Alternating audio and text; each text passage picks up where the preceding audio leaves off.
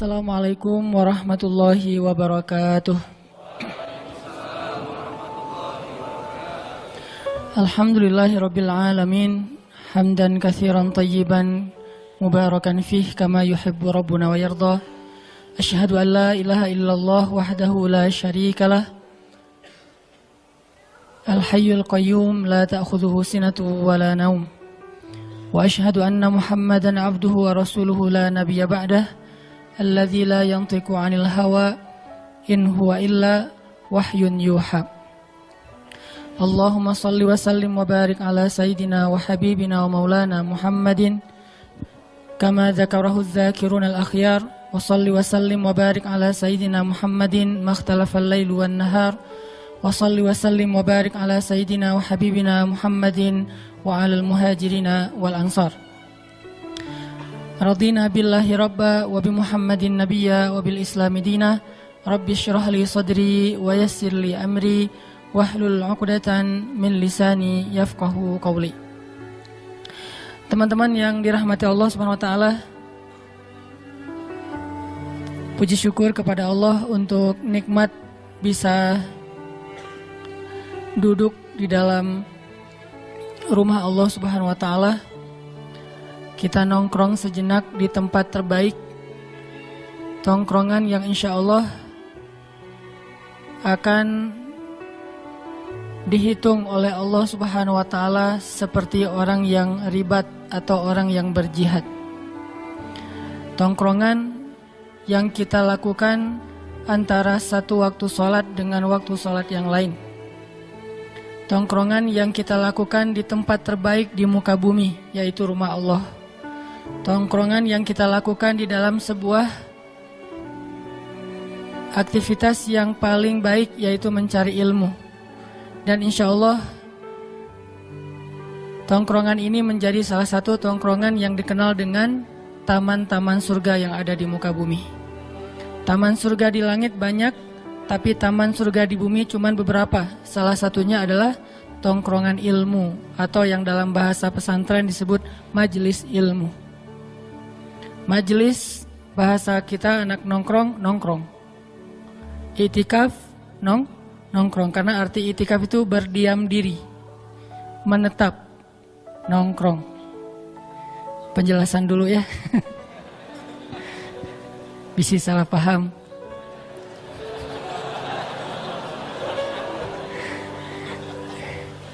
Dan ini adalah sebaik-baik tongkrongan insya Allah, walaupun kita tetap respect dengan tongkrongan-tongkrongan teman-teman yang lain di tempat main, di kafe dan seterusnya.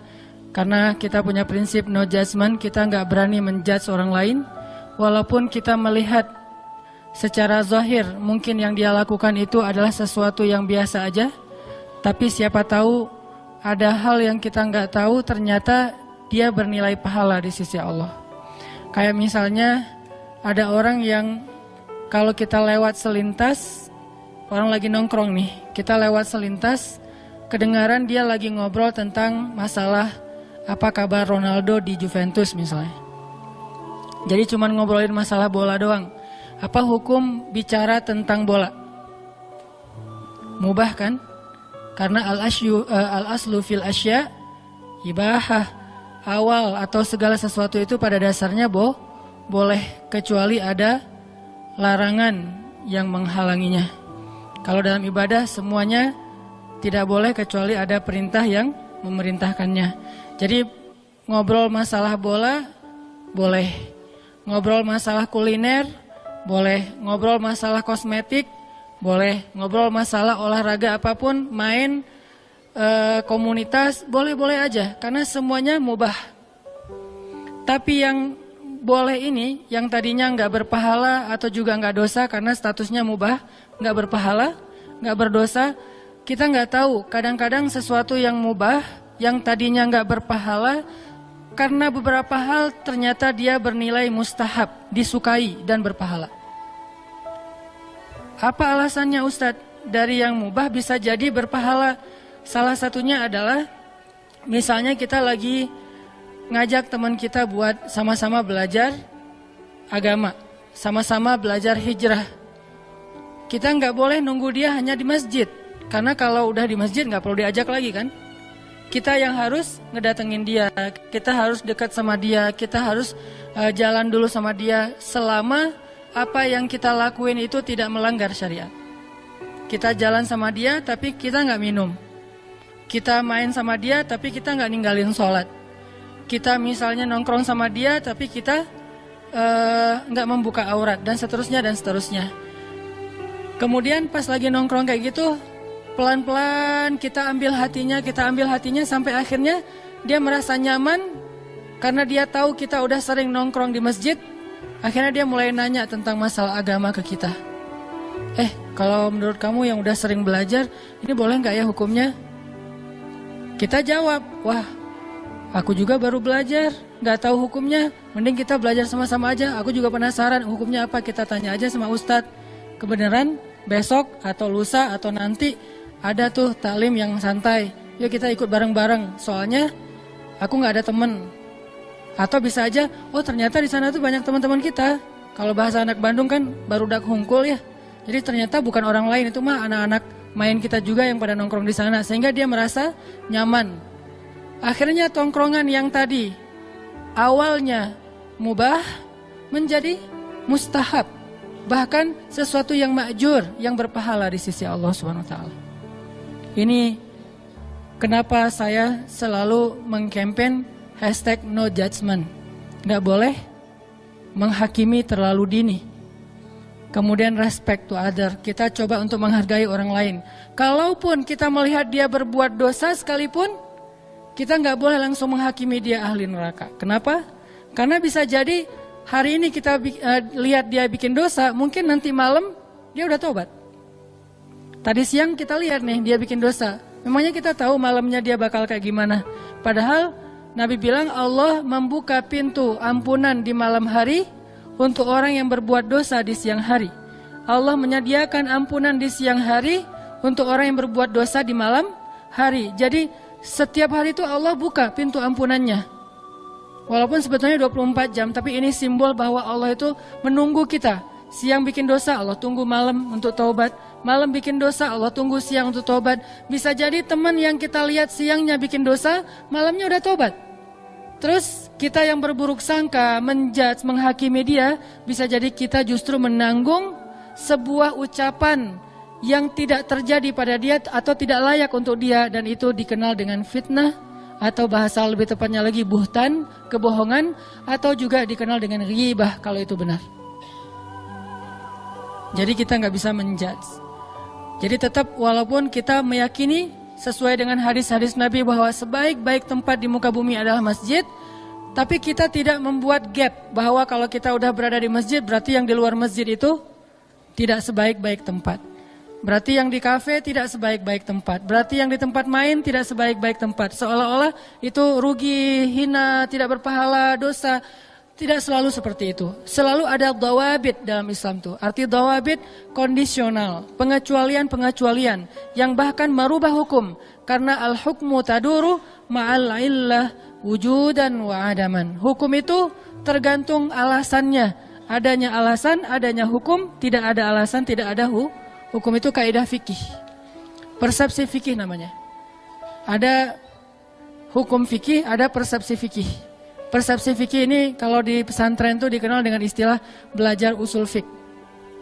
Kaidah-kaidah fikih. Dari usul fik, persepsi fikih, akhirnya lahirlah sebuah produk-produk fikih yang dikenal dengan hukum atau fatwa. Nah, fatwa, hukum tergantung illah. Illah itu alasan. Illah itu penyebab. Illah itu kondisi. Sehingga menjadikan sesuatu itu halal ataupun haram. Bahkan kadang sesuatu yang haram berubah statusnya menjadi boleh, bukan halal tapi boleh dalam kondisi tertentu. Kenapa? Karena ad-darurah tubihul mahzurah. Sesuatu yang darurat bahkan kadang membolehkan yang tidak boleh. Jadi yang haram menjadi mubah, bukan menjadi sunnah ya. Karena kalau sunnah kan harusnya banyak ya. Kayak misalnya yang haram tuh sebutlah daging ataupun hewan yang diharamkan dalam Islam.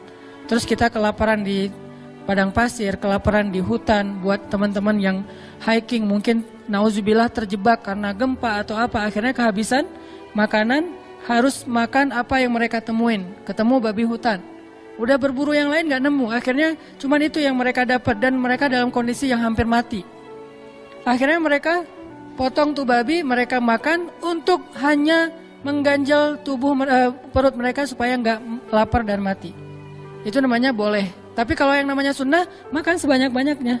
Makin banyak makin berpahala. Jadi bukan sunnah hukumnya, tetap aja boleh doang dalam kondisi tertentu. Jadi kita lihat alasannya. Sama kayak misalnya gini teman-teman.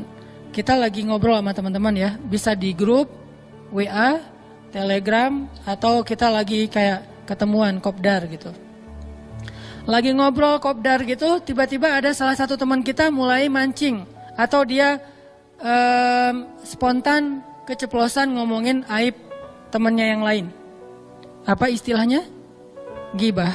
Dia spontan ngegibah, ngomongin tentang temannya, aib yang ada pada diri temannya, yang kalau dia dengar dia bakalan malu. Itu namanya gibah. Dan terus kan tugas kita adalah unsur akhaka zaliman au mazlum. Tolonglah saudaramu yang zalim atau yang terzolimi. Menolong yang terzolimi maklum kata sahabat. Tapi menolong yang menzolimi gimana ya Rasul? Hindarkan dia dari perbuatan zalim, perkataan zalim. Itu cara nolong orang yang zalim. Nah, ketika kita ngelihat ada teman kita ngobrolin teman yang lain tentang aib-aibnya, kan tugas kita adalah apa? Nolong dia kan? Bukan hanya bahasa, saya lebih coba untuk memakai istilah nolong dia daripada mencegah kemungkaran. Karena mencegah kemungkaran ini ada kondisi tertentu. Kita nolong dia, unsur akhaka, karena saudara kita sendiri. Zaliman au mazlum. Tolonglah saudaramu yang menzolimi atau yang terzolimi. Nah, dia sekarang dalam status ngezolimin, yaitu ngebicarain aib temannya. Terus gimana cara kita nolong? Cegah dia dari bicara aib orang lain kan ya? Cara mencegahnya gimana? Cara mencegahnya banyak. Salah satunya dengan kita sampaikan, oh itu gibah gak boleh. Cuman kadang-kadang ada orang yang ketika di ngomongin kayak gitu, sebetulnya dia udah tahu. Cuman enak aja kan ngomongin aib orang lain tuh kadang-kadang rasanya kayak renyah-renyah gurih gitu kan. Jadi kayak apa, yalah kayak kita makan cemilan apa yang kesukaan kita, ditambahin sambal, ditambahin kerupuk, ditambahin apa, kalau perlu masih kurang tambahin cengek potong gitu biar lebih enak gitu kan. Itu kayak makan mie instan banget kasih cengek.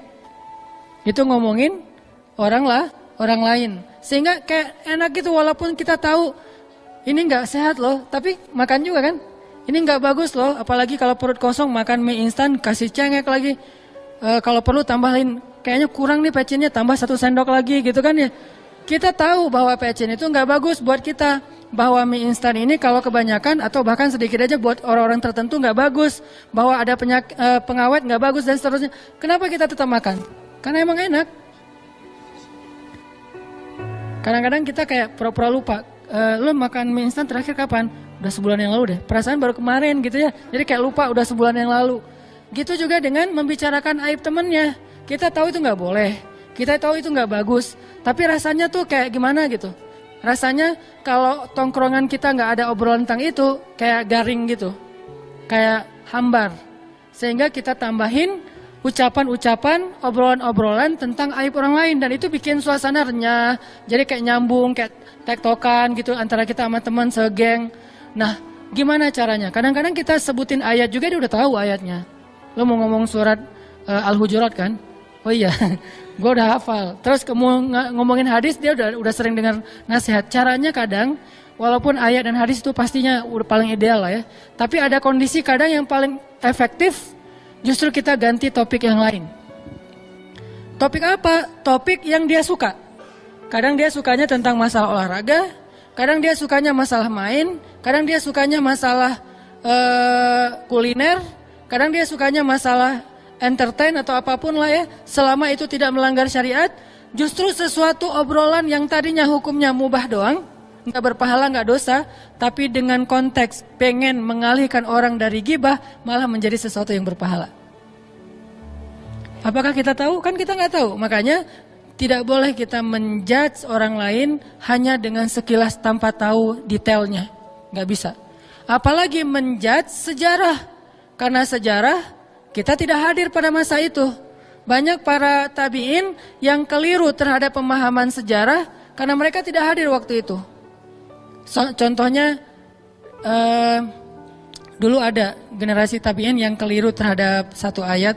Ayatnya berbunyi wala tulqu biaidikum ilat tahlukah. Janganlah kalian mencelakai diri kalian sendiri. Jadi dalam sebuah peperangan kaum muslimin terdesak, lalu mereka dikepung oleh musuh. Akhirnya seorang laki-laki tabi'in berdiri dan mengatakan, wahai kaum muslimin, Allah berfirman, tahliku biaidikum wala tulqu biaidikum ila tahlukah. Janganlah kalian mencederai diri kalian sendiri, melukai diri kalian sendiri, membinasakan diri kalian sendiri. Mending kalian pulang aja, mundur, lari daripada kalian binasa oleh musuh. Dia pakai ayat wala tulqu biaidikum ila tahlukah. Niatnya baik supaya kaum muslimin terhindar dari dihancurkan oleh musuh. Akhirnya seorang laki-laki sahabat berdiri dan mendorong dia mengatakan, pemahaman kamu salah, kata dia. Pemahaman kamu salah. Kalau bahasa Ali bin Abi Thalib itu kalimatul haq urida bihal batil. Kalimatnya benar tapi tafsirannya yang keliru. Hadisnya sahih tapi syarahnya dhaif. Jadi bukan hadisnya dhaif, hadisnya sahih tapi pemahamannya dhaif. Sehingga seorang sahabat berdiri mengatakan, buruk sekali pemahaman kamu, keliru pemahaman kamu. Demi Allah, ayat itu turun kepada kami dan waktu itu saya masih hadir di antara sahabat-sahabat yang lain. Ayat itu turun ketika kami mulai menjual senjata kami. Ayat itu turun ketika kami tidak mau lagi berinfak fisabilillah. Karena kami menganggap umat Islam sudah banyak. Jadi kalau kami tidak berinfak juga masih banyak yang mau berinfak yang lainnya. Kalau kami jual senjata, yang lain bisa mengangkat senjata. Jadi kami pikir sudah tidak ada lagi kewajiban kami untuk membela agama dan negara. Karena kaum muslimin sudah banyak. Turunlah ayat wala tulqu biaidikum ilat tahlukah. Janganlah kalian membinasakan diri kalian sendiri. Artinya, gara-gara berhenti berjihad, kalian binasa, itu maksudnya. Kebalikan dari pemahaman tabi'in ya. Kok bisa? Karena tabi'in tidak hadir ketika ayat itu turun. Sahabat hadir ketika ayat itu turun. Nah, inilah pentingnya membaca tafsir, membaca asbabun nuzul, membaca sirah nabawiyah. Kalau perlu teman-teman kalau baca sirah, jangan yang tipis-tipis. Baca yang tebal.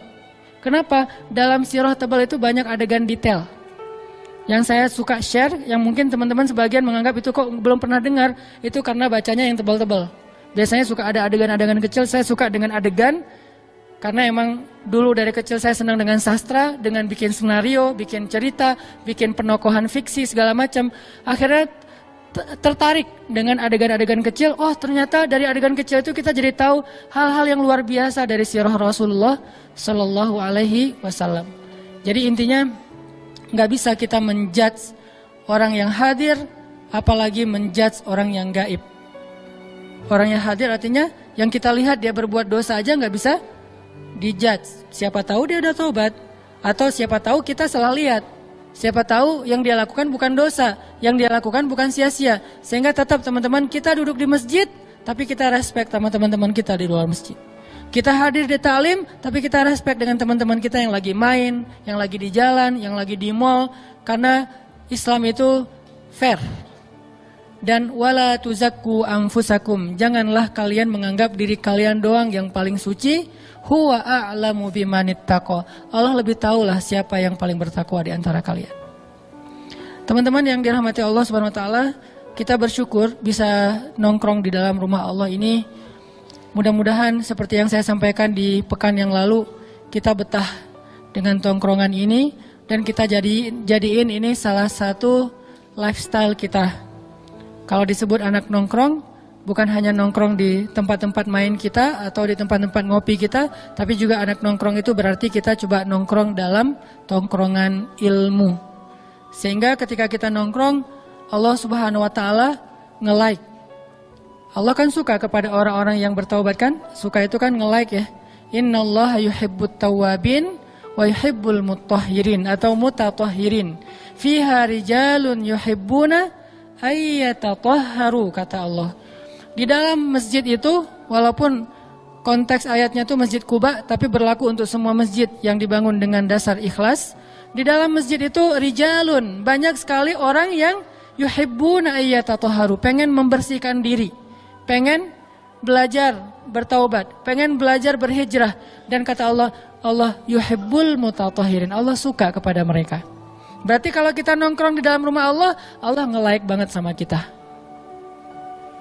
Apakah sekedar itu? Itu aja udah luar biasa. Ditambah lagi, Allah akan mengutus malaikat untuk nge-follow kita.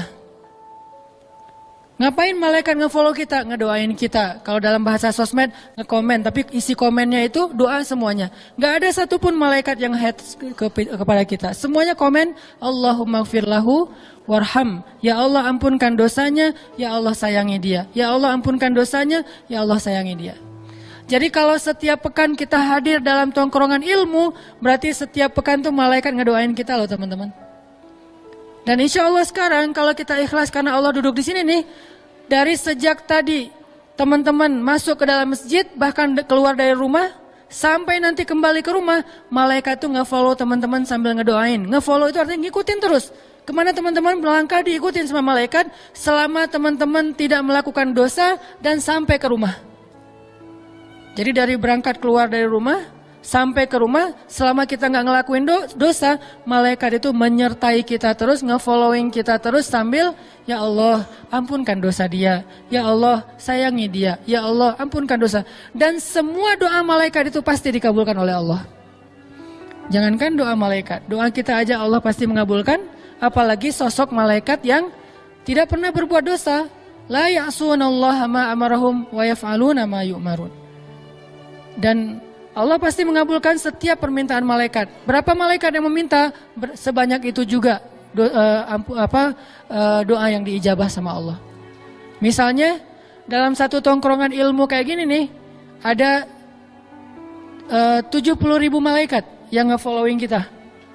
70.000 malaikat masing-masing bilang Allahumma gfirlahu warham, Allahumma gfirlahu warham, Allahumma gfirlahu warham. Dan itu gak berhenti teman-teman. Kalau taklim kita selama 1,5 jam, berarti selama 1,5 jam berapa kali malaikat minta ampun untuk kita, berapa kali malaikat minta Allah sayang sama kita. Dan itu baru satu malaikat, dikali 70.000 malaikat.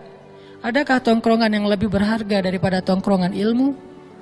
Sehingga kita merasa beruntung, walaupun tadi tetap respect sama yang lain, tapi ini tetap yang terbaik ya. Kita beruntung berada di sini ya, bukan kita hebat, Allah yang maha baik memilih kita untuk bisa nongkrong di rumahnya dan nongkrong di dalam majelis ilmu agamanya. InsyaAllah nanti kita lanjutkan setelah sholat isya. Bismillahirrahmanirrahim. Teman-teman yang dirahmati Allah Subhanahu Wa Taala, kita lanjutkan. Pada malam ini kita ingin membahas tentang masalah sendiri.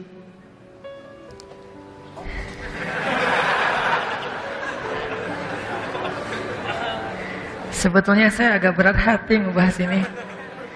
Saya nggak tega gitu ya.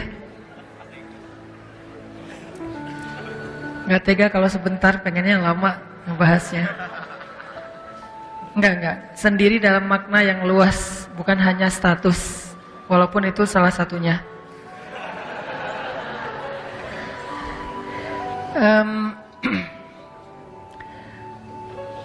Kadang kita pernah ngerasa kayak berat ketika kita lagi sendiri, yang biasanya heboh bareng dengan geng, bareng dengan teman-teman, tiba-tiba karena satu dan lain hal, akhirnya teman-teman menjauh dari kita. Mungkin kita salah ngomong, mungkin kita salah sikap, mungkin kita terbawa emosi, mungkin kita gak suka dengan komen teman kita di grup. Akhirnya kita kayak menjauh atau dijauhin sama geng kita, sama teman kita. Mulailah merasakan kesendirian.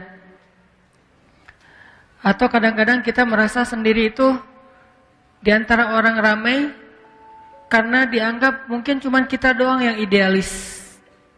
Yang lain terlalu realistis. dalam pekerjaan misalnya.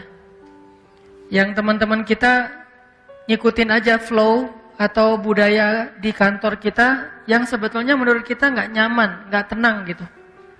Kayak misalnya banyak hal-hal yang nggak sesuai dengan agama, nggak sesuai dengan tuntunan Allah, dan bahkan dalam aturan negara juga itu sebetulnya melanggar. Tapi karena udah terbiasa kayak gitu, jadilah culture ya, jadilah habit. Nah di antara satu kantor, cuman kita doang yang mungkin masih bertahan, nggak mau ikut-ikutan. Mulailah merasakan kesendirian di antara banyak orang. Atau justru kesendirian itu muncul setelah kita udah punya keluarga. Ketika istri lagi ngambek, nggak mau ngajak ngomong sama sekali.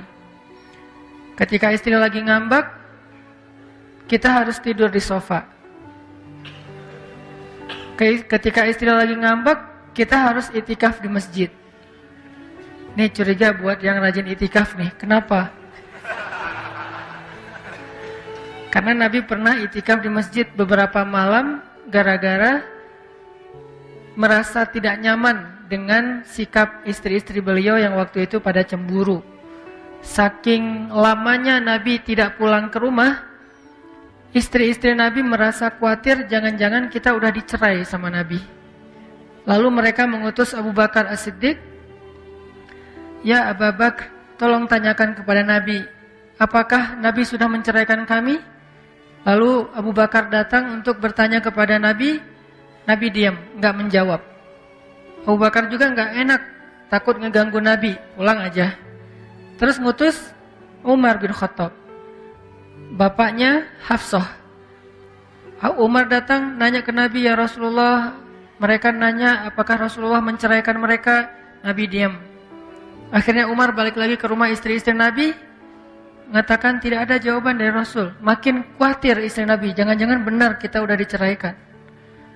"Ya Umar, tolong tanya lagi sekali lagi kepada Rasulullah, siapa tahu Rasulullah mau menjawab." Nabi datang lagi nanya, Umar datang lagi bertanya kepada Nabi, duduk di sebelah Nabi, "Ya Rasulullah, mereka khawatir, benar enggak Rasul sudah menceraikan mereka?" Nabi menjawab, "Enggak wahai Umar," dengan wajah sedih. "Enggak wahai Umar." Tapi kata-kata enggak ini kan berita gembira ya, sehingga Umar langsung takbir, Allahu Akbar. Nah suara takbir Umar terdengar ke rumah istri-istri Nabi dan mereka langsung paham, oh berarti enggak gitu. Jadi takbir salah satu ekspresi kebahagiaan Umar bin Khattab radhiyallahu an. Intinya kadang kita udah punya pasangan masih merasa sendiri, walaupun enggak lama sih, enggak sampai bertahun-tahun juga. Beda sama yang masih sendiri beneran ya.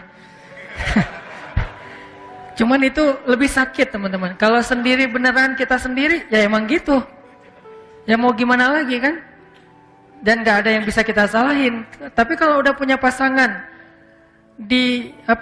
dicuekin, kita ngomong gak diwaro, terus kita udah jungkir balik lucu-lucuan, udah jadi badut-badutan depan dia gak ketawa, dia gak senyum. Wah berarti kita dosa besar nih. Kesalahan kita fatal banget, sampai udah jadi badut dia nggak ketawa, yang ketawa malah anak kita gitu ya. Emaknya biasa aja. Dan itu yang emang nggak enak sih di dalam satu rumah bareng tapi nggak ngomong. Nggak usah seharian, sejam aja nggak enak. Apalagi seharian, 2 hari, 3 hari, walaupun idealnya sih maksimal 3 hari ya. Tapi dan 3 hari ini batas maksimal. Terus minimal tergantung tingkat kesolehan. Makin soleh, makin cepat lerainya. Makin soleh, makin cepat islahnya. Makin soleh, makin cepat damainya. Maksimal, mentok-mentoknya jangan ngelanggar lebih dari 3 hari. Tapi kalau bisa lebih cepat, berapa lama Ustadz? Ya tergantung tingkat kesolehan. Ada orang yang cuma butuh waktu beberapa menit, beres damai. Ada orang yang butuh sejam 2 jam, damai. Ada yang tunggu sampai mentok. Kan belum 3 hari Ustadz. Ini tingkatan batas maksimal. Kalau udah lebih dari itu, la yahil. Tidak dibolehkan dalam agama. Intinya, kita seringlah banyak alasan, banyak kasus yang kita ngerasain kayak sendiri gitu. Terus kita pernah kangen dengan seseorang, karena udah lama gak ketemu. Pernah katanya. Kayak LDRan gitu ya. Atau mungkin kalau sekarang enak, beda dengan zaman saya waktu masih di Kairo dulu, kan belum ada smartphone, belum ada Android, belum ada medsos yang secanggih sekarang. Dulu masih kirim surat. Saya tahun pertama tuh masih pakai surat ke mama, maksudnya ke ibu saya. Jangan curiga dulu. Salah satunya. Masih pakai surat dulu teh. Surat sama telepon rumah. Jadi belum ada handphone. Kalau ada satu yang punya handphone tuh pengusaha sukses banget. Itu juga handphonenya handphone yang bisa ngelempar anjing terus lari segede gambreng gitu kan ya. Nah, itu masa-masa itu kan orang ngerasa kayak kalau pergi jauh ya jauh beneran ya. Beda dengan sekarang kan, sebentar-bentar telepon, WhatsApp call kayak gitu, video call Malah kalau sama geng bisa teleconference. Wah, gampang lah sekarang. Kalau dulu kalau pergi merantau ya merantau. Nggak ngelihat wajahnya, nggak ngedengerin suaranya, dan jarang dapat surat. Sekali dapat surat itu kayaknya kayak apa gitu. Kamu ada surat tuh, wah heboh gitu kan ya, baca surat, terus dibukai dengan assalamualaikum, terus berpantun dulu segala macam, ala-ala tahun 90-an lah. Nggak ngerasain ya, beda generasi. Jadi benar-benar ngerasa sendiri. Ini ada yang unik nih, Rasulullah SAW pernah merasakan sendiri, pernah merasakan kangen, bukan dengan manusia, kangennya kepada malaikat. Coba lihat tingkat keimanannya. Kangennya kepada Jibril alaihissalam. Karena udah 12 hari gak ketemu Jibril. Karena kan biasanya Nabi setiap hari ketemu Jibril kan. Setiap hari ketemu. Kadang-kadang ngebahas tentang satu ayat. Kadang-kadang dapat ayat baru. Karena Jibril itulah yang mengajarkan Al-Quran kepada Rasulullah. Allamahu syadidul quwa. Al-Quran itu diajarkan oleh syadidul quwa. Malaikat yang perkasa, malaikat yang gagah, malaikat yang kuat. Yaitu Jibril alaihissalam. Dzu mirratin fastawa, yang wibawa, yang karismatik, malaikat yang keren banget. Nah, biasanya setiap hari Jibril ketemu sama Rasulullah. Nah, ini udah 12 hari dalam satu riwayat yang lain bilang 15 hari, sebutlah 2 minggu lah ya. Udah 2 minggu gak ketemu dengan Jibril, sehingga Nabi sedih. Kemana ya Jibril gak turun-turun dari bumi, beliau ngelihat ke langit. Mana ya Jibril kok gak turun-turun, sedih, kangen. Mana ya Jibril, setiap hari, aduh hari ini belum ketemu Jibril, besok belum ketemu Jibril, udah lama gak pernah ketemu sama Jibril. Jibril juga di langit kangen sama Nabi, tapi gak bisa turun. Aduh gimana ya, kangen sama Muhammad. Jibril kangen banget sama Rasul, Rasul kangen sama Jibril, jadi kangen-kangenan. Siapa? Antara Nabi dengan malaikat, saking solehnya.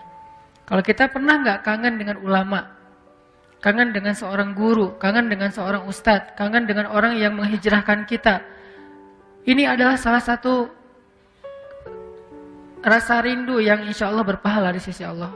Yang pastinya kita kangen kepada Rasulullah SAW. Nah, Nabi kangennya dengan Jibril. Kenapa nggak turun wahyu? Ini salah satu skenario Allah untuk ngasih Nabi banyak kebaikan, banyak hikmah. Yang jelas nggak turun wahyu aja sekitar 2 minggu. Sampai-sampai bukan cuma Nabi merasa kesepian, merasa kayak kangen gitu sama Jibril, ngerasa kayak nelangsa gitu, ngerasa kayak gimana nih gitu. Ditambah lagi Nabi dibully sama orang-orang kafir Quraisy.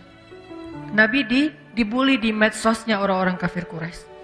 Mereka pada pakai hashtag Muhammad ditinggalkan oleh setannya. Sampai gitu ngomongnya.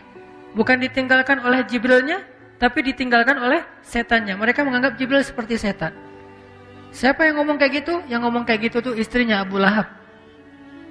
Istrinya Abu Lahab ini haters banget lah buat Nabi dari dulu juga. Sama dengan suaminya, ini berdua pasangan kayak kompak banget gitu. Istiqomah lagi sampai akhir hayat. Benci sama Nabi. Apapun yang Nabi bikin jelek di mata mereka. Dicari-cari kesalahan Nabi. Ketika Nabi lagi kemana, teman-teman cuma imajinasikan ya, gimana terganggunya Nabi sama 2 orang ini. Terganggu banget teman-teman. Jadi belum subuh, 2 orang ini udah di depan pintu rumah Nabi nungguin. Begitu Nabi keluar dari rumah, diikutin. Diikutinnya bukan mau ngelindungin kayak Abu Bakar, kayak Umar, kayak yang lain-lain kan ngelindungin Nabi ya. Kalau ini bukan, pengen ngerecokin Nabi. Kalau Nabi baru ngomong, gak usah percaya, dia tukang sihir, udah pergi aja, gitu coba. Dan orang percaya sama Abu Lahab karena dianggap Abu Lahab ini pamannya Rasul sendiri. Pamannya aja ngomong kayak gitu, jadi gak usah percaya. Jadi kemana Nabi pergi, Abu Lahab ngekor gitu. Terus Nabi berdiri, dia berdiri. Nabi duduk, dia duduk. Nungguin terus. Ini nggak elegan banget cara mengganggunya. Kalau Abu Jahal masih agak-agak elegan walaupun sama-sama kufur ya. Kalau ini nggak elegan sama sekali, ditungguin. Subuh-subuh udah di depan rumah Nabi. Nggak tahu mungkin itikaf juga di situ kali dia semalaman. Nggak kemana-mana. Jadi sangat terganggu Rasul sama Abu Lahab and soulmate-nya itu Ummu Jamil, istrinya Abu Lahab. Sampai-sampai Nabi pernah mau bikin acara kayak tabligh akbar kalau bahasa kita ya, crowd gitu kan, berdiri di atas bukit Sofa. Kemudian Nabi memanggil penduduk Mekah, ya ahla Mekah, ya ma'syara Quraisy, halummu ilayya, halummu ilayya. Wahai penduduk Mekah, wahai orang-orang pemuka Quraisy, berkumpullah ke saya, ke sini kata Nabi. Nabi kalau ngomong tuh lembut, suara lembut beliau terdengar jarak sekian dan sekian. Jadi orang yang jauh mendengar suara beliau seperti orang di sebelah beliau. Ini mukjizat suara Nabi. Kalau mukjizat suara Daud bikin orang terkesima, makhluk terkesima. Kalau mukjizat suara Nabi bikin orang mukni, langsung kayak ngeklik gitu dengan suara beliau. Ketika Nabi khutbah Haji Wada kan itu jumlah yang jamaah yang hadir kan ratusan ribu ya, Haji Wada. Pas Haji Wada Nabi khutbah terakhir itu yang dengar sepadang Arafah dan Nabi nggak pakai mic loh. Kebayang nggak sejarah waktu itu? Nabi berdiri di tengah padang Arafah, terus orangnya ada ratusan ribu, Nabi khutbah nggak pakai mic. Terus gimana yang di belakang? Apa? Nggak gitu kan? Ternyata orang yang paling ujung mendengar suara Nabi sejelas orang yang ada tepat di depan Nabi. Padahal nggak pakai mic. Ini mukjizat dari suara Rasulullah SAW. Makanya Nabi ngomongnya santun, pelan. Kalaupun beliau berteriak porsi yang pas, proporsional. Ya ahla Makkah kata Nabi. Ya ma'syara Quraisy. Yang beda justru khatib. Khatib ketika bawa ayat hadis ini berubah nadanya. Ya ahla Makkah. Jadi berubah lagi kan ya. Nabi nggak gitu teriaknya. Nabi kalau teriak nggak sampai terlihat langit-langit mulut beliau. Ketika beliau mengangkat dagunya nggak sampai terlihat leher beliau terlalu lebar. Sangat ideal.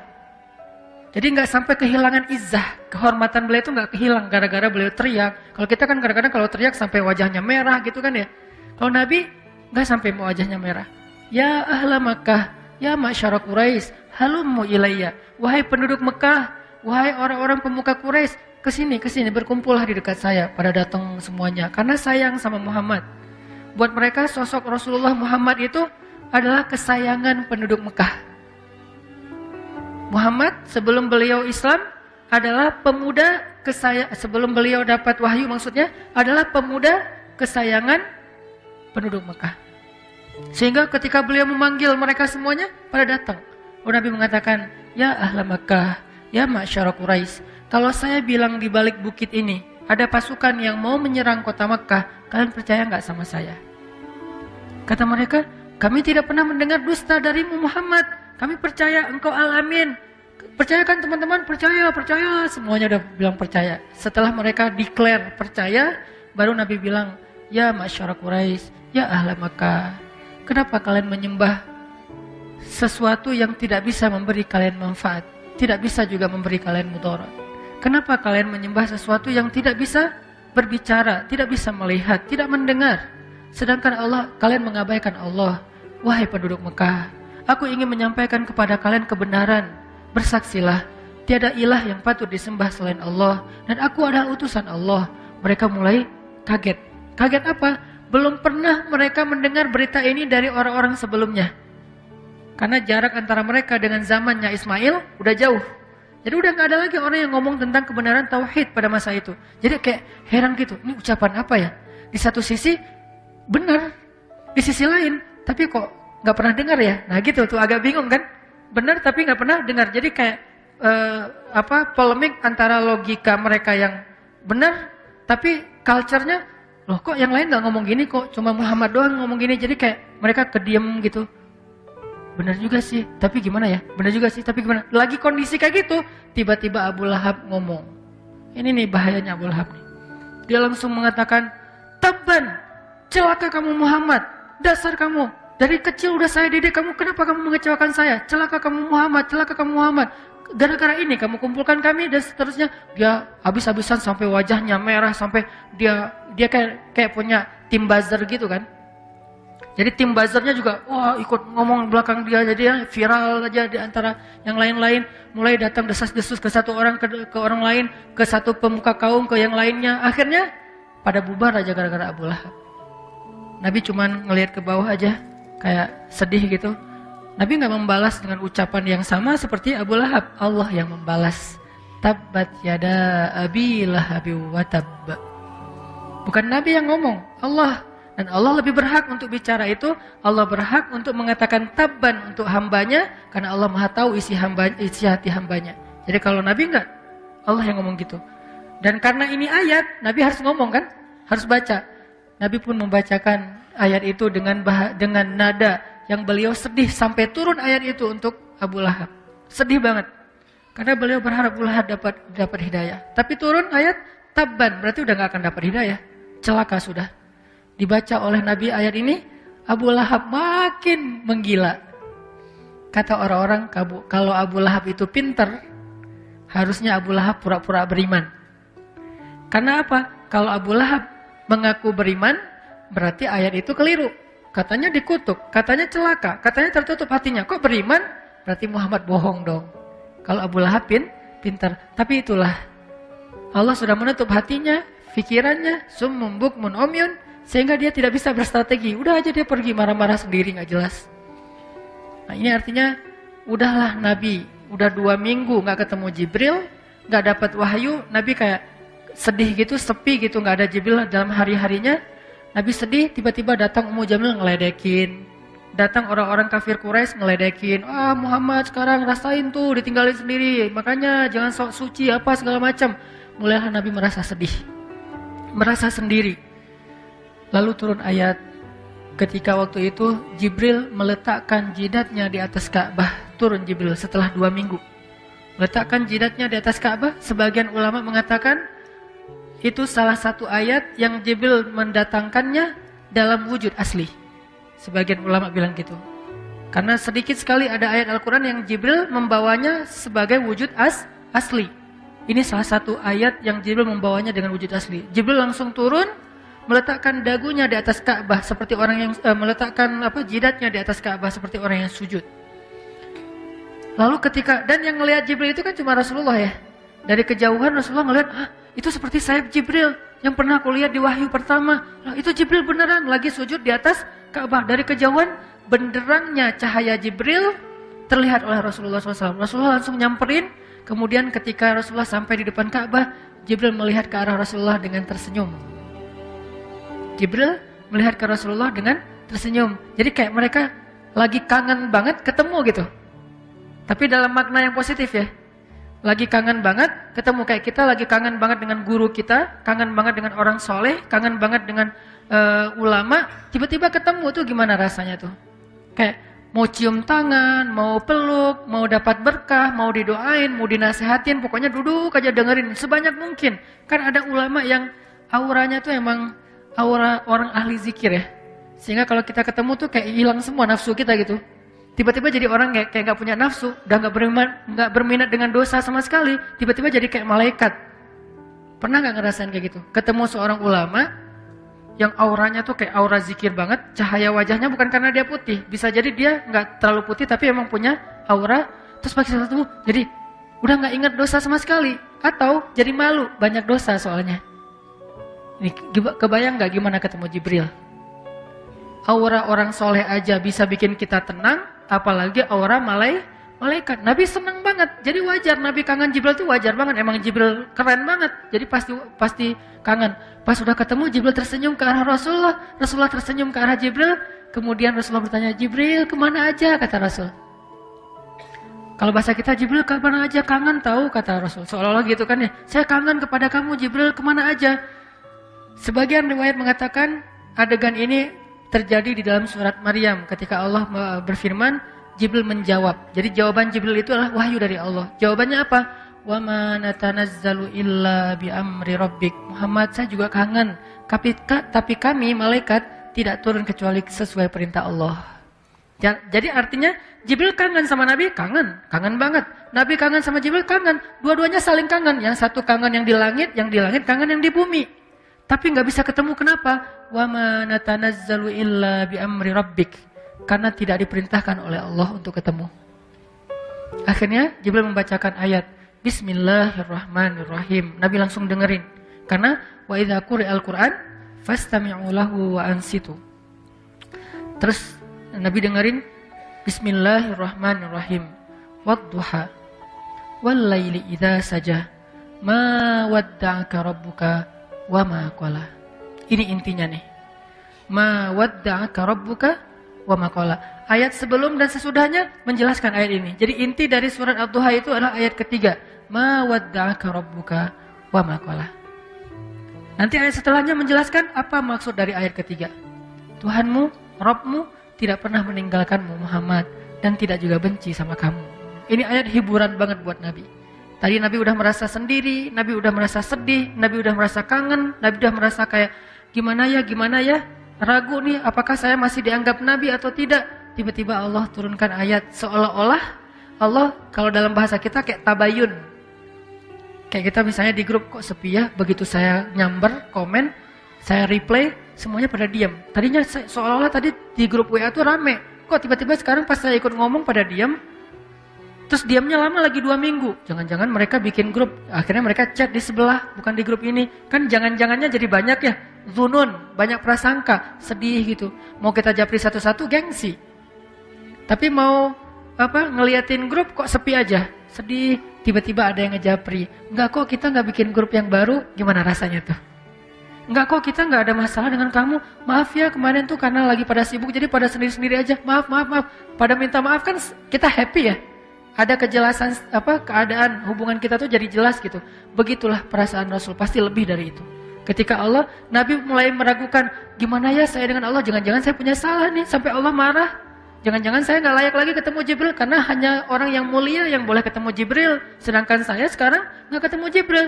Nah, Allah menghibur Rasulullah ketemu dengan Jibril bukan dalam wujud laki-laki yang biasanya, tapi wujud aslinya. Artinya apa? Masih boleh banget kok ketemu Jibril bahkan dengan wujud aslinya. Karena untuk ketemu Jibril dengan wujud aslinya itu harus keadaan yang sangat-sangat istimewa. Wahyu pertama, Isra Mi'raj. Bukan Isra Mi'raj malah, Mi'raj. Karena pas Isra itu enggak, pas Mi'raj, pas di Sidratul Muntaha, Jibril berwujud sebagai wujud aslinya. Jadi kayak setelah lama enggak ketemu, Nabi ngerasa kayak jangan-jangan saya udah enggak layak ketemu Jibril. Sekarang tiba-tiba Jibril datang dengan wujud yang sebenarnya. Berarti layak banget ketemu Jibril. Jangan-jangan Allah marah sama saya. Jangan-jangan saya punya dosa nih. Apa dosa saya? Akhirnya Allah bilang, enggak Muhammad, aku enggak benci sama kamu. Enggak Muhammad, aku tidak meninggalkan kamu. Kan bahagia banget ya Nabi ya. Setelah tahu bahwa beliau ternyata tidak ditinggalkan, tidak dibenci sama Allah SWT. Wadduha wal laili idza saja ma wadda'aka rabbuka wa ma qala. Nah, sekarang coba kita ambil ayat ini untuk kita. Karena ayat itu untuk semua yang membaca, bukan hanya untuk orang yang diajak ngomong. Yang diajak ngomong di dalam ayat ini siapa? Rasulullah. Tapi karena ayat ini adalah kitabnya kaum muslimin, orang yang beriman, berarti ayat ini juga untuk kita. Berarti yang Allah ajak ngomong termasuk kita. Walaupun secara istilah grammarnya, khitabnya, lawan bicaranya adalah Rasulullah, tapi dalam konteks Al-Quran, bukan dalam konteks sejarah, dalam konteks Al-Quran, maka lawan bicaranya adalah kita. Allah seolah-olah ngomong ke kita gini teman-teman, hambaku yang ngerasa sendiri setelah di grup diabaikan. Hambaku yang ngerasa sendiri setelah di dalam kantor gak ada yang mau sepakat sama dia. Hambaku yang merasa sendiri setelah dicuekin, setelah ditinggalin, setelah diputusin, setelah ditutup pintu gak mau dibukain, setelah di reject, setelah gak di read WA-nya. Kamu kalau ngerasa sepi, gak usah khawatir. Aku bersamamu dimanapun kamu berada. Wa huwa ma'akum aina ma kuntum ma wadda'aka rabbuka wa ma qala. Manusia mungkin bisa ninggalin kamu, tapi aku enggak. Manusia mungkin bisa benci sama kamu, tapi aku enggak. Manusia mungkin bisa ilfil sama kamu, tapi aku enggak. Manusia mungkin bisa dendam sama kamu, tapi aku enggak. Manusia mungkin bisa mengecewakan kamu, tapi aku enggak, wahai hambaku. Jadi Allah lagi memperkenalkan, itulah manusia. Kalau Allah enggak kayak gitu. Ma wadda'aka rabbuka wa ma qala. Jadi teman-teman, kalau kita merasa kecewa dengan makhluk, kecewa dengan manusia, kecewa sama teman, kecewa sama pasangan, kekecewaan yang masih wajar, maka yakinlah Allah nggak akan pernah ngecewain kita. Kadang kita bahkan bisa kecewa kepada orang tua kita sendiri. Kadang seorang ayah, ibu kecewa kepada anaknya. Kadang saudara kecewa kepada saudara, adik kakaknya. Itu hal yang wajar, itu manusiawi.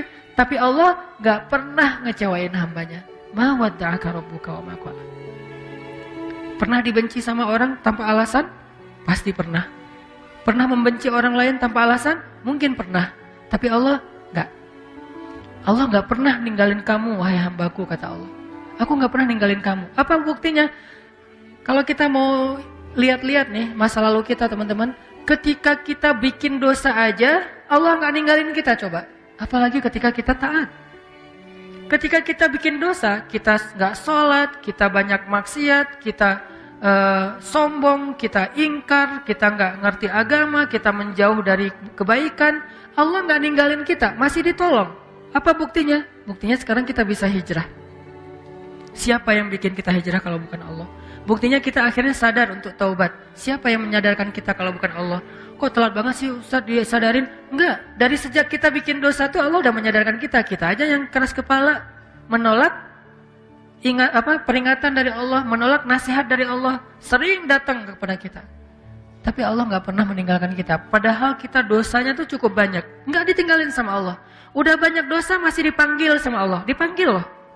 Qul ya ibadiyalladzina asrafu ala anfusihim. Ya ibadi, wahai hamba-hambaku. Manggilnya lembut lah gitu. Kalau ayah manggil anaknya dengan bahasa lembut, ya bunayya. Kalau anak memanggil ayahnya dengan lembut, ya abati. Kalau anak memanggil ibunya dengan lembut, ya ummati. Sekarang Allah memanggil hambanya. Kalau hamba memanggil Allah dengan lembut, ya Rabbi. Sekarang Allah memanggil kita, ya Abdi. Kalau jamak, ya ibadi. Padahal kita banyak dosa, tapi Allah masih bilang, ya ibadi. Bukan bilang, ya ayuhan nas. Enggak. Padahal banyak dosa kan? Allah sering bilang, manusia, makhluk, kamu. Bisa aja gitu kan ya? Allah enggak bilang, ya ibadi. Alladzina asrafu ala anfusihim. Yang melampaui batas dan merugikan dirinya sendiri. Maksudnya apa? Yang banyak dosa. Kenapa Allah nggak terus terang aja bilang, wahai hambaku yang banyak dosa? Allah menjaga perasaan kita. Udah banyak dosa, masih dijaga perasaannya, coba. Dalam teks Allah kepada kita. Ketika ibaratnya kalau ini adalah sebuah japrian, jadi ada orang yang, kita pernah salah sama orang. Sehari, 2 hari, sebulan, setahun, bertahun-tahun, kita banyak salah sama dia. Tapi dia masih ngejapri kita dengan panggilan-panggilan yang akrab antara dia dengan kita. Dan dia nggak nyebut dosa-dosa kita sama sekali. Dia nggak bilang, kamu kan emang banyak dosa kan sama aku selama ini. Kamu kan pernah gini, ini. Enggak, dia nggak ngomong kayak gitu. Friend, bro, bahasa-bahasa yang akrab antara kita dengan dia. Enggak sama sekali ngomongin dosa. Ada nggak orang kayak gitu? Nggak ada. Allah, udahlah kita banyak dosa, udahlah kita sombong banget, udahlah kita sering mengabaikan Allah, Allah sering gak kita warok, tapi begitu sesekali Allah manggil kita, panggilannya lembut, jaga perasaan lagi. Ya ibadi, alladzina asrafu ala anfusihim, hamba-hambaku yang melampaui batas. Gitu doang bahasanya. Bukan hamba-hambaku yang hina, hamba-hambaku yang kotor, hamba-hambaku yang pernah berzina, hamba-hambaku yang pernah membunuh, hamba-hambaku yang... Enggak. Yang melampaui batas, bahasa yang elegan. Tidakkah kita belajar dari Al-Quran? Al-Quran itu teks yang sangat elegan. Hadis, teks yang sangat elegan. Sejak kapan komen kita tidak lagi berkiblat kepada Al-Quran dan hadis? Kita mengaku pembaca Al-Quran, tapi kita komennya tidak Qurani. Kita mengaku mempelajari hadis, tapi komen kita tidak nyunnah. Arti nyunnah gak elegan seperti Nabi. Pernahkah Nabi menggunakan istilah-istilah yang tidak baik untuk orang lain? Sampai Nabi mengatakan apa? Kalau ada budak perempuan kalian berbuat zina, maka cambuklah dia, tapi jangan cela dia. Cambuk itu bagian dari hak agama, gak boleh diabaikan, itu hak agama, bagian dari keadilan hukum. Cambuklah dia, tapi jangan cela dia. Lalu kalau dia berzina lagi 2 kali, maka cambuklah dia, tapi jangan cela dia. Kalau dia berzina lagi sampai 3 kali, maka juallah dia walau dengan harga seutas tali, murah, tapi jangan cela dia. Coba, tetap gak boleh mencela. Terus apakah kita merasa lebih layak daripada Rasulullah untuk mencela orang lain? Hanya gara-gara berbeda partai, hanya gara-gara berbeda pandangan politik, hanya gara-gara beda mazhab dalam fikih, hanya gara-gara beda geng? Di mana Al-Quran dan Sunnah? Di mana Al-Quran dengan teks elegannya? Di mana Sunnah dengan teks elegannya? Kita mengaku Al-Quran dan Sunnah. Bahkan kita mengaku sebagai ahlinya. Ahlinya apa? Ahlus Sunnah. Yang paling berpegang dengan Sunnah. Di mana elegannya? Bukankah Nabi itu terkenal dengan tabligh? Apa arti tabligh? Kemampuan berkomunikasi yang paling baik. Sehingga ketika Nabi bicara, semua orang ngerasa nyaman dengan ucapan Nabi. Soal diterima atau ditolak itu masalah egonya. Tapi nyaman pasti. Nyaman dengan mendengar ucapan Nabi. Sehingga Allah mengajarkan kita, bahkan kepada orang yang udah ngecewain Allah, Allah masih bilang, ya ibadi. Sampai ketika Nabi Musa mau ketemu Jibril, Allah tahu banget Musa. Karena Musa orangnya, karena beliau adalah orang yang gagah, karena beliau adalah orang yang terbiasa bicara belak-belakan, beda dengan Harun. Musa dan Harun ini 2 karakter yang berbeda. Harun diplomatis. Kalau Musa, dia apa adanya, karakternya. Karena Allah tahu kayak gitu, akhirnya Allah bilang, وَقُولَا لَهُ قَوْلًا لَيِّنًا. Nanti kalau ketemu Firaun, jangan lupa ya, ngomongnya pelan-pelan aja. Allah. Layyin, yang lembut, yang santun, jangan marah-marah. Ketemu siapa? Firaun. Apakah kita lebih rendah daripada Firaun? Sehingga kita layak untuk dimarahi atau kita memarahi orang lain? Apakah teman kita hanya beda masalah sepele, dia lebih jelek dari Firaun? Enggak. Kalau ke Firaun aja dibilang qula lahu qaulan layyinan, lalu siapa yang kita ajak bicara? Sejak kapan istri kita boleh kita sebut dengan ucapan yang buruk? Sejak kapan suami kita boleh kita sebut dengan ucapan yang buruk? Sejak kapan ulama kita boleh kita panggil dengan ucapan yang buruk? Bahkan menyebut kata si saja tidak pantas untuk ulama atau orang yang berdakwah. Apakah dia lebih rendah daripada Firaun? Hanya gara-gara beda mazhab dan persepsi tentang masalah agama? Tidak. Jadi Allah kepada orang yang marah, kepada orang yang mengecewakan Allah aja, Allah bilang, ibadi alladzina asrafu ala anfusihim. Terus gimana itu dengan Abu Lahab? Hanya Allah yang tahu siapa yang layak digituin. Nabi aja nggak tahu. Nabi ketika turun ayat baru dibacain. Nggak Nabi duluan kan yang memanggil, dia Abu Jahal. Enggak, Allah yang nyuruh. Dia Abu Lahab, Allah yang nyuruh, tabban. Tapi kalau yang lain, Nabi enggak. Bahkan orang munafik aja dirahasiain namanya sama Nabi. Coba. Yang tahu nama-nama orang munafik siapa? Huzaifah ibn Yaman, sahibus sirri Rasulillah. Dialah yang menjaga rahasia Nabi, Huzaifah ibn Yaman.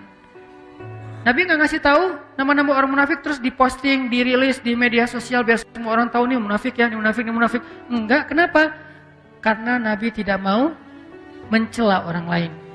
Cukup Huzaifah aja yang tahu. Kenapa? Biar nanti kalau ada apa-apa Huzaifah bisa mengambil sikap. Sampai Umar aja nanya ke Huzaifah, ya Huzaifah, kan Nabi ngasih tahu kepada kamu siapa daftar orang munafik. Kira-kira boleh nggak saya tanya satu hal? Apa Umar? Saya termasuk nggak di antara mereka? Umar aja khawatir. Saya termasuk nggak saya di antara orang munafik? Huzaifah tersenyum. Karena Huzaifah respect banget sama Umar dan pastinya Umar bukan orang munafik. Huzaifah nanya, karena itu bukan rahasia kan?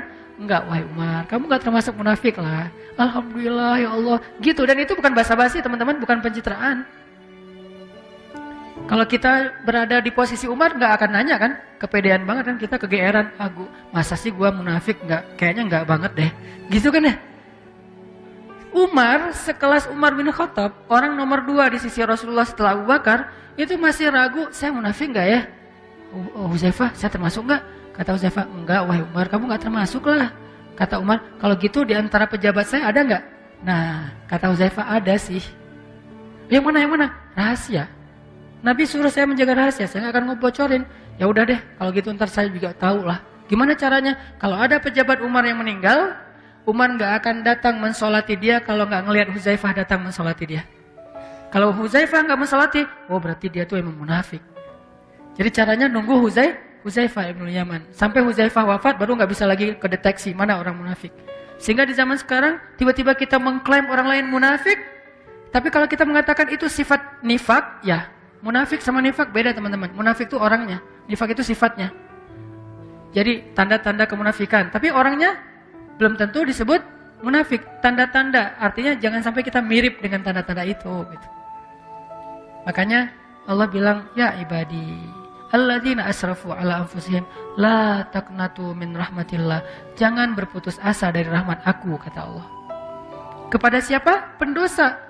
Yang ngerasa, aduh kayaknya dosa saya udah kebanyakan nih, gak akan diampuni. Kata Allah, kenapa kamu berpikir kayak gitu sama aku? Kamu hambaku, walaupun kamu banyak dosa, aku tidak akan pernah mempersulit kamu untuk dapat ampunan. Jangan putus asa, minta ampun lagi. Ya Allah, dosa saya tuh sebanyak langit dan bumi. La ubali, kata Allah, aku gak peduli berapa banyak dosa kamu. Coba sebaik apa Allah. Ya Allah, dulu kan saya sering nge-reject engkau. Engkau panggil saya sehari 5 kali, saya reject. Kalau dipanggil sama atasan, saya datang. Dipanggil sama pacar, bukan datang lagi, lari. Kalau engkau yang panggil, saya abaikan ya Allah. Gak apa-apa, kata Allah. Coba, kurang pemaaf apa? Sehari 5 kali Allah manggil kita, teman-teman. Ngajak ketemuan. Gimana bahasa Allah ngajak ketemuan? Hayya 'alas shalah.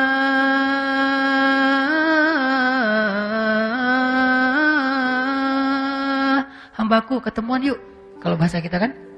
Bahasa resminya apa? Mari kita sholat. Sholat itu artinya apa? Ketemu Allah kan? Kalau kalian seolah-olah kalian melihat Allah, kalau tidak melihat, kalian yakinlah Allah melihat. Ketemuan gitu. Allah ngajak ketemuan. Bahasanya kalau diterjemahin selama ini resmi. Saya lebih senang menerjemahkan bahasa daily kita lah. Arti hayya 'alas shalah dalam keseharian kita, yuk ketemuan yuk. Allah ngajak kita ketemuan. Padahal kita yang butuh Allah, Allah gak butuh kita, tapi Allah yang ngajak kita ketemuan. Hayya 'alas shalah.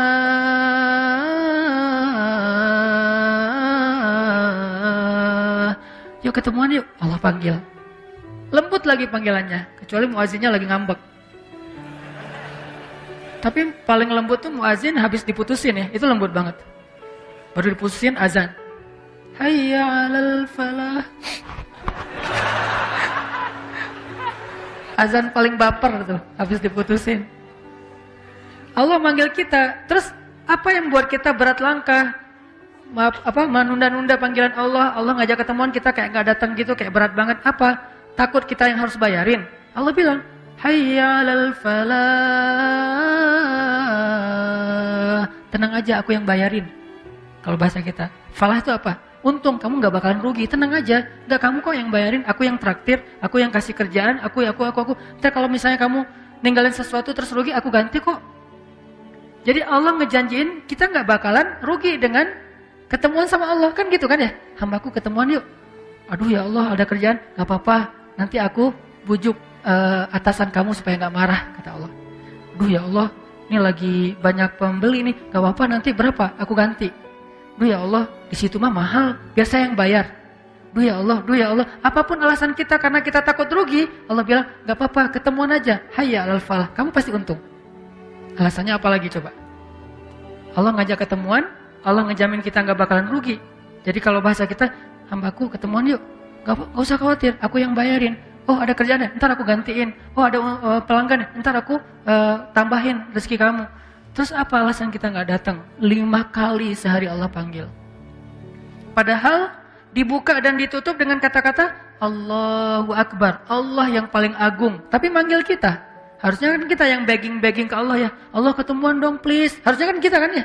Harusnya kita bilang, Allah hayya 'alas shalah. Yuk sini ketemuan sama saya. Kan harusnya gitu kan. Kita ke Allah, ya Rabbi. Enggak, Allah yang manggilin kita. Ini agak-agak unik nih. Yang butuh siapa? Yang ngajak siapa? Kan gitu. Padahal Allah gak butuh kita. Ghaniyun 'anil alamin. Allah gak butuh sama sekali. Kita kufur serentak semuanya. Itu gak ngurangin kebesaran Allah walaupun tetes air di ujung jarum yang dicelupkan ke laut enggak berkurang. Gara-gara kita kufur, nih biar Allahnya bete nih, kita kufur aja sekalian. Enggak, biasa aja. Kalau kita kufur kan Allah rugi. Siapa bilang?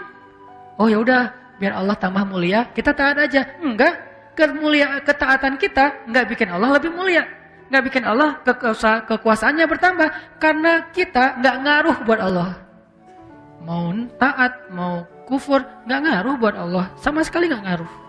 Terus ngapain Allah manggil kita? Murni karena sayang. Bukan karena butuh. Ibu kita baik-baik ke kita, wajar.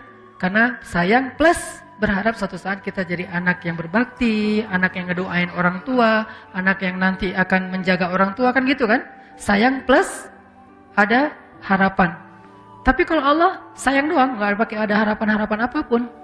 Cuman kasihan aja sama kita, sayang aja sama kita. Nggak mau kita rugi, nggak mau kita celaka, nggak mau kita hina. Allah sayang gitu doang sama kita. Hayya 'alas shalah, udah dipanggil kita reject. Ya Allah, Allah kan sering manggil saya tapi saya reject. Gak apa-apa kata Allah. Ya Allah, saya pernah selingkuh loh.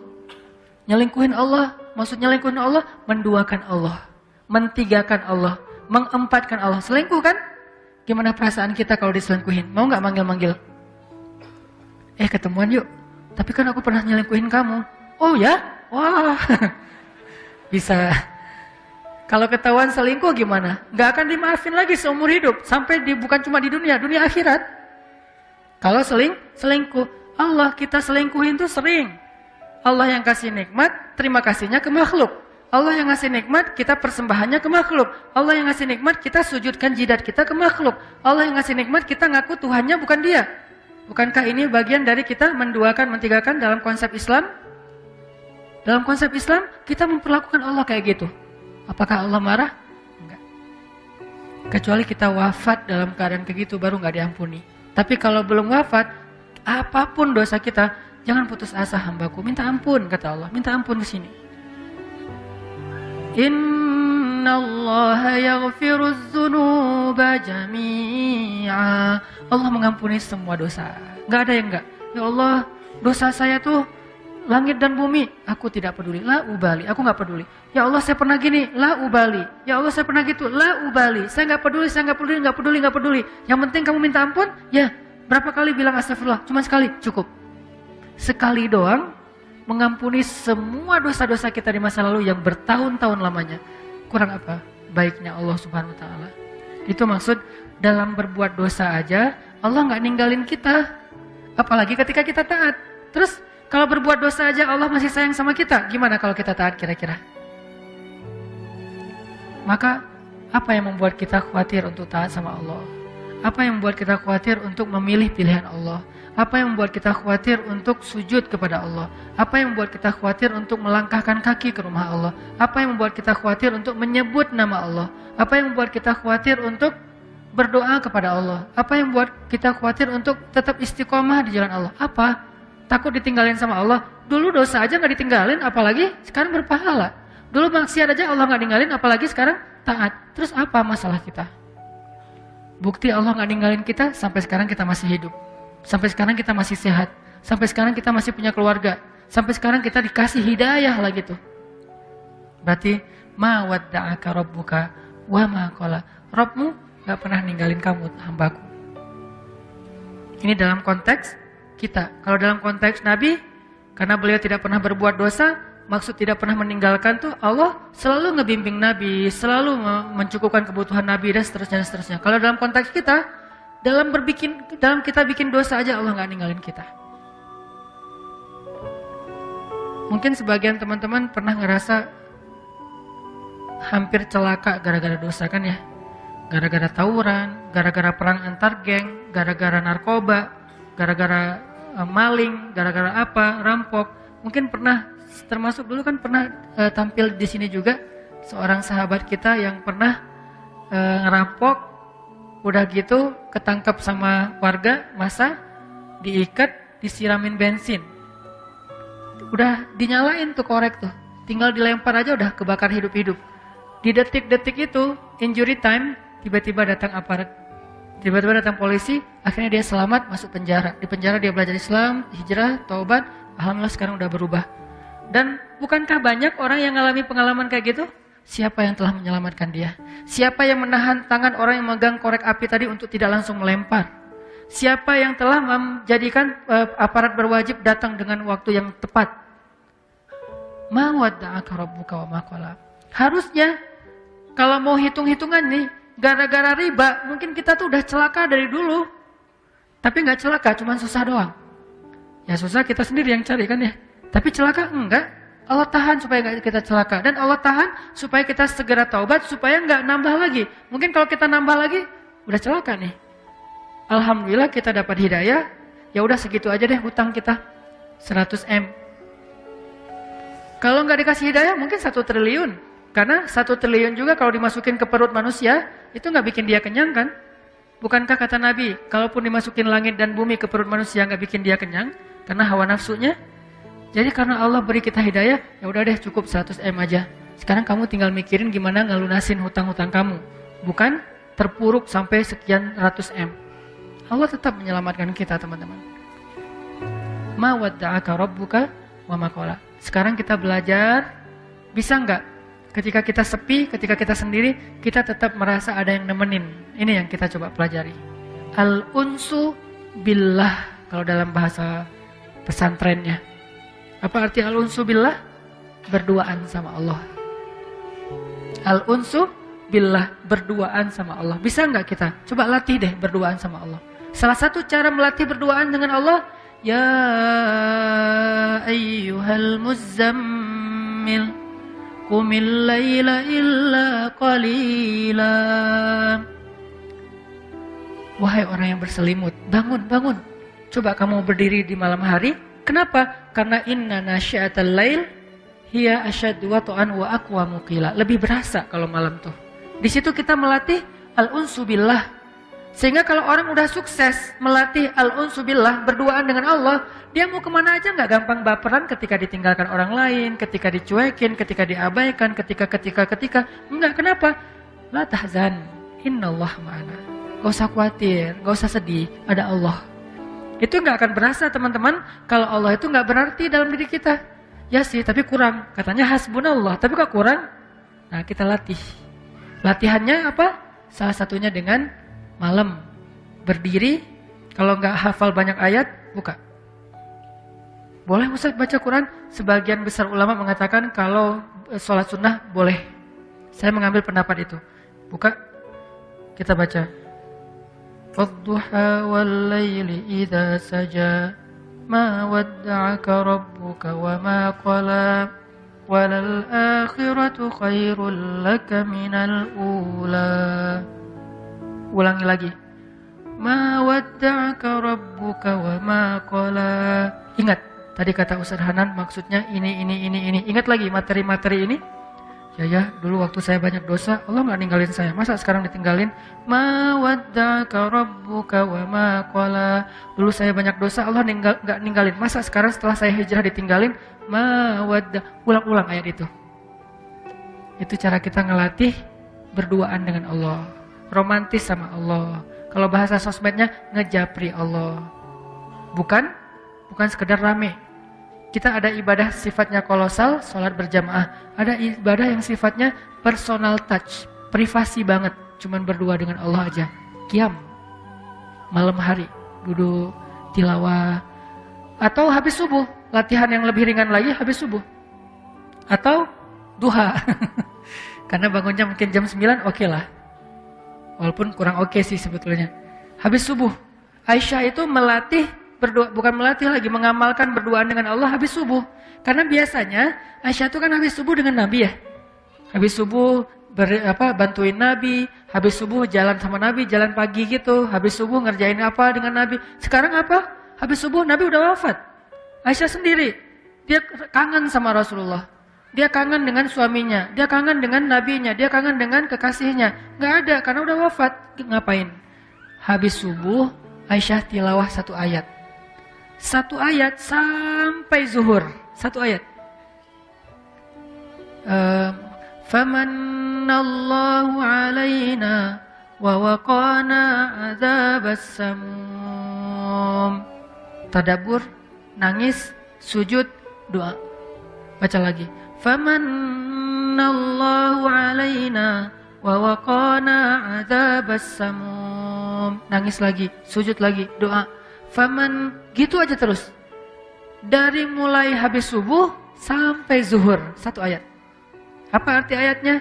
Ayatnya tentang Allah baik banget sama kita. Dulu kita dalam keadaan tidak paham agama, Allah yang memahamkan kita. Dulu kita berada di tepi jurang neraka, Allah menyelamatkan kita. Dulu kita begini, sekarang begini. Famanallahu alaina wa waqana adzabas samum. Ayatnya bebas, yang mana aja, sesuai dengan kasus atau masalah kita masing-masing. Coba rasain. Berduaan dengan Allah itu senikmat curhat dengan makhluk. Harusnya lebih sih, tapi latihan gak apa-apa deh. Berduaan dengan Allah itu kayak berduaan dengan pacar halal. Berduaan dengan Allah itu kan kita kalau lagi pengen berduaan sama pacar halal kita, istri atau suami kita, gak mau diganggu orang ya.